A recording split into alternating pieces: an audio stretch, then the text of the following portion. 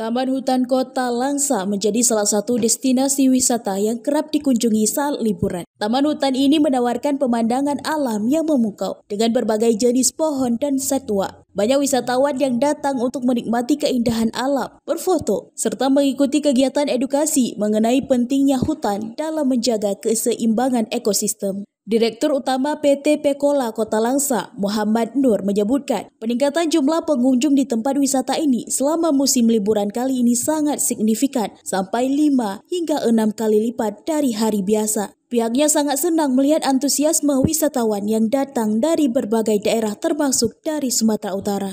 Meski demikian, Muhammad Nur mengaku tidak menaikkan harga tiket masuk untuk pengunjung. Kondisinya yang jelas pengunjung tambah ramai. Kenaikannya bisa 5 atau 6 kali lipat dari hari-hari biasa.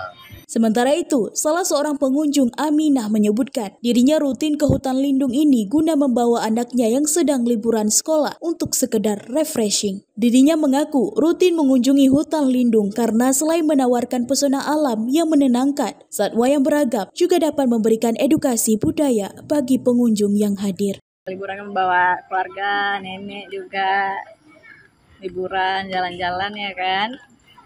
Jadi sekalian nengok-nengok rumah-rumah adat dari Aceh nih. Dari Langsa, Selina Vita melaporkan untuk Puja TV.